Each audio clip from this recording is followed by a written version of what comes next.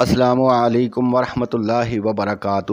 ناظرین کرام، ہم بنیادی طور پر مسلمان ہیں اور ہمیں تاریخ اسلام سے ہر حال میں واقفیت رکھنی چاہیے۔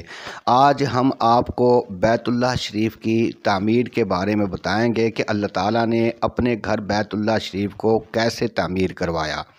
دنیا میں سب سے پہلا وہ گھر خدا کا، ہم پاسباں ہیں اس کے، وہ پاسباں ہمارا۔ سعودی عرب کے شہر مکہ مکرمہ میں تمام مسلمانوں کی عبادت کا مرکز بیت اللہ شریف ہے۔ بیت اللہ شریف کی عظیم الشان عمارت کی بنیادیں جس زمین پر رکھی گئی ہیں، سب سے پہلے اسی زمین کو اللہ تعالیٰ نے اس وجود عالم میں تخلیق کیا۔ آج سے ہزاروں یا لاکھوں سال پہلے اس زمین کا کوئی وجود نہیں تھا اور نہ ہی اس کا کوئی نام و نشان تھا۔ اس زمین کی جگہ پر ہر طرف پانی پھیلا ہوا تھا، ہر طرف پانی کا راج تھا، پانی کی حکمرانی تھی، نہ زمین تھی اور نہ آسمان تھا، اور اس سارے جہان کے خالق اور مالک حقیقی کا عرش بھی اسی پانی پر تھا۔ قرآن پاک کے 12ویں سپارے کے شروع میں اللہ تعالیٰ نے ارشاد فرمایا کہ وَكَانَ عَرْشُهُ عَلَى الْمَاءِ، یعنی کہ جس پانی پر عرش الہی تھا۔ اللہ تعالیٰ نے اپنی حکمت اور قدرت سے اس جگہ جھاگ پیدا فرمائی اور پھر اس جھاگ کو اس قدر وسعت دی کہ اس کو چاروں طرف برابر پھیلا دیا، یعنی کہ مشرق سے لے کر مغرب تک اور جنوب سے لے کر شمال تک اس جھاگ کو پھیلا دیا، اور بعد میں یہی جھاگ زمین کے ڈھانچے میں تبدیل ہو گئی۔ جس جگہ سب سے پہلے جھاگ پیدا ہوئی تھی، بالکل عین اسی جگہ پر بیت اللہ شریف کی تعمیر کی گئی۔ اس لیے اس کو سارے عالم کا مرکز کہا جاتا ہے، کیونکہ یہ زمین کے عین درمیان میں ہے۔ اگر بیت اللہ شریف کو مرکز مان کر چاروں طرف سے زمین کی پامائش کی جائے تو ہر طرف سے زمین بالکل برابر ہوگی۔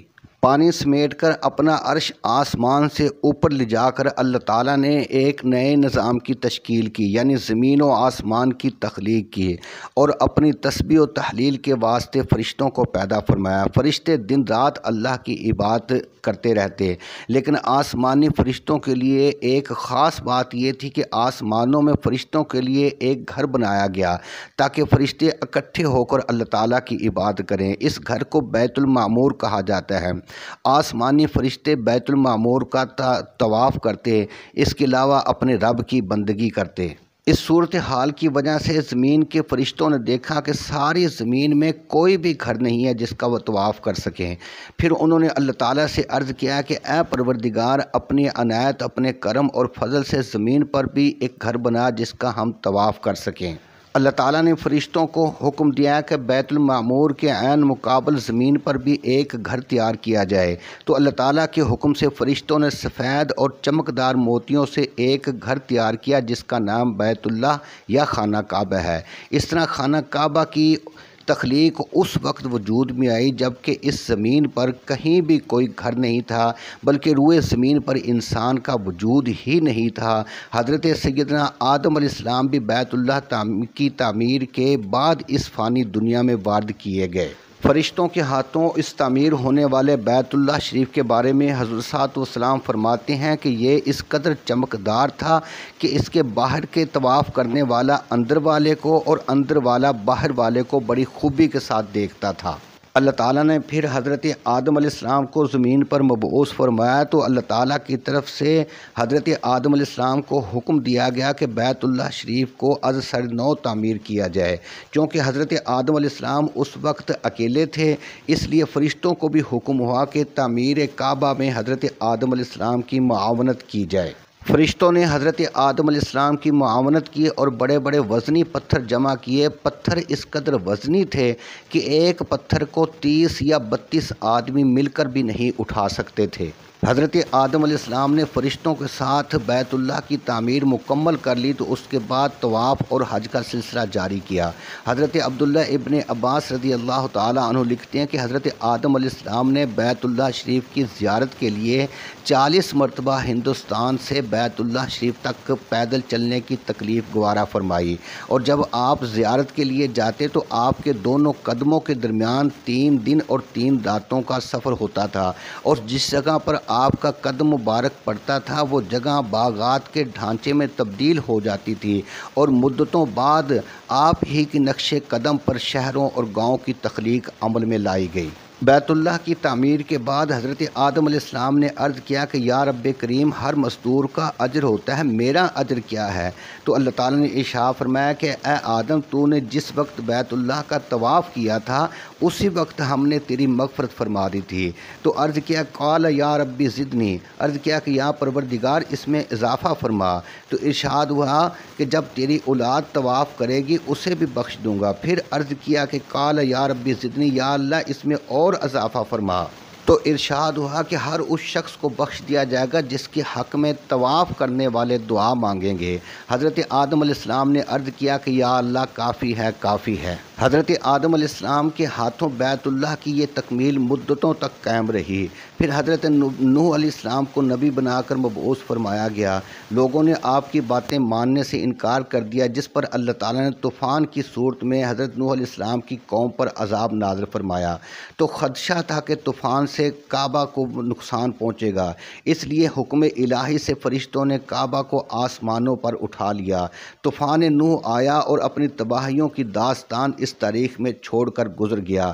طوفان نوح کی تباہیوں کی وجہ سے بیت اللہ شریف کے مقام پر محض صرف ایک سرخ ٹیلہ باقی رہ گیا جو بیت اللہ شریف کی نشاندہی کرتا تھا۔ وہ لوگ جو نوح علیہ السلام کی قوم کے بعد آئے تھے یا وہ لوگ جو طوفان نوح سے محفوظ رہے تھے، آئے اور سرخ ٹیلے کا طواف کر کے واپس چلے جاتے۔ حضرت نوح علیہ السلام کے بعد بہت سارے انبیاء علیہ السلام کو مبعوث فرمایا گیا، اور پھر حضرت ابراہیم علیہ السلام کی تشریف آوری ہوئی تو آپ کو حکم دیا گیا کہ بیت اللہ شریف کو سابقہ بنیادوں پر پھر تعمیر کیا جائے۔ طوفان نوح کی تباہ کاریوں کی وجہ سے بیت اللہ شریف کی بنیادیں منہدم ہو چکی تھی، اس لیے حضرت جبریل علیہ السلام تشریف لائے اور بیت اللہ شریف کی حدود کا تعین کیا گیا۔ دوسری روایت ہے کہ اللہ تعالیٰ نے ایک بادل کا ٹکڑا بھیجا جس نے وہاں پر سایہ کیا، جس سے بیت اللہ شریف کی حدود کا تعین ہو گیا۔ جبکہ تیسری روایت یہ ہے کہ اللہ تعالیٰ نے ایک تیز ہوا بھیجی جس سے بیت اللہ شریف کی بنیادیں صاف ظاہر ہو گئی۔ قرآن پاک کے 17ویں سپارے میں اللہ تعالیٰ نے ارشاد فرمایا کہ وَإِذْ بَوَّأْنَا لِإِبْرَاهِيمَ مَكَانَ الْبَيْتِ، اور جب ہم نے ابراہیم علیہ السلام کو اس گھر کا پتہ بتا دیا۔ حضرت ابراہیم علیہ السلام کو جب بیت اللہ شریف کی حدود کا پتہ چل گیا تو آپ نے اپنے بیٹے حضرت اسماعیل علیہ السلام کے ساتھ مل کر بیت اللہ شریف کی تعمیر کی۔ جب حضرت ابراہیم علیہ السلام بیت اللہ کی تعمیر کر رہے تھے تو اللہ تعالیٰ نے اس کا ذکر بھی قرآن پاک میں ارشاد فرمایا کہ وَإِذْ يَرْفَعُ إِبْرَاهِيمُ الْقَوَاعِدَ مِنَ الْبَيْتِ وَإِسْمَاعِيلُ، کہ اللہ تعالیٰ نے ارشاد فرمایا کہ جب ابراہیم اور اسماعیل علیہ السلام بیت اللہ کی بنیادیں استوار کر رہے تھے تو تعمیر کعبہ میں حضرت اسماعیل علیہ السلام نے ایک مزدور کی طرح کام کیا اور حضرت ابراہیم علیہ السلام نے ایک مستری کے فرائض سر انجام دیے۔ یعنی کہ حضرت اسماعیل علیہ السلام پتھر اٹھا کر لاتے تھے اور ابراہیم علیہ السلام ان پتھروں سے دیواریں تعمیر کرتے تھے۔ یہ پتھر کوئی قریب ہی نہیں رکھے ہوئے تھے کہ حضرت اسماعیل علیہ السلام نیچے سے پکڑا دیتے تھے، بلکہ بڑی بڑی دور سے آپ ان پتھروں کو اٹھا کر لاتے تھے۔ بیت اللہ شریف کی تعمیر جو حضرت ابراہیم علیہ السلام اسماعیل علیہ السلام کے ہاتھوں ہوئی، اس میں 5 پہاڑوں کے پتھر استعمال کیے گئے: کوہ لبنان، کوہ طور اور کوہ ہرا اور کوہ صفا اور کوہ مروہ۔ 5 پہاڑوں کے پتھر حضرت ابراہیم علیہ السلام کی تعمیر کے وقت استعمال کیے گئے۔ جب بیت اللہ کی تعمیر مکمل ہوگی تو حضرت ابراہیم علیہ السلام حضرت اسماعیل علیہ السلام نے ہاتھ اٹھا کر دعا مانگی کہ ربنا تقبل منا انک انت السمیع العلیم، اے ہمارے رب ہم سے قبول فرما، بے شک تو ہی سنتا جانتا ہے۔ تعمیر کعبہ کے بعد دونوں کا ہاتھ اٹھا کر دعا مانگنا اس بات کا ثبوت ہے کہ ہر قسم کی عبادت، چاہے وہ مالی ہو یا جسمانی ہو، ہر قسم کی عبادت کے بعد دعا مانگنا حضرت ابراہیم علیہ السلام اور حضرت اسماعیل علیہ السلام کی سنت ہے۔ بیت اللہ کی تعمیر کے بعد جو پتھر بچ گئے تھے، اللہ تعالیٰ نے ایک تیز ہوا بھیجی جس نے ان پتھروں کو اڑا کر دنیا کے کونے کونے میں پھینک دیا، اور جس جگہ چھوٹے پتھر گرے وہاں چھوٹی مسجد بنی اور جس جگہ بڑے پتھر گرے وہاں جامع مسجد بنی۔ بیت اللہ کی تعمیر اب تک 6 مرتبہ ہو چکی ہے۔ پہلی مرتبہ فرشتوں کے ہاتھوں، دوسری مرتبہ حضرت آدم علیہ السلام کے ہاتھوں، تیسری مرتبہ حضرت ابراہیم علیہ السلام، حضرت اسماعیل علیہ السلام کے ہاتھوں، چوتھی مرتبہ قریش نے اس کو تعمیر کیا، پانچویں مرتبہ اس کو حضرت عبداللہ ابن زبیر نے تعمیر کیا، اور چھٹی مرتبہ اس کی تعمیر کا سہرا حجاج بن یوسف کو جاتا ہے۔ بیت اللہ شریف کی یہ جو موجودہ عمارت ہے حجاج بن یوسف کے ہاتھوں سے بنی ہوئی ہے۔ اگر ہماری ویڈیو آپ کو پسند آئے تو ہمارے چینل حوض کوثر کو ضرور سبسکرائب کریں۔ اللہ کے حوالے، السلام علیکم۔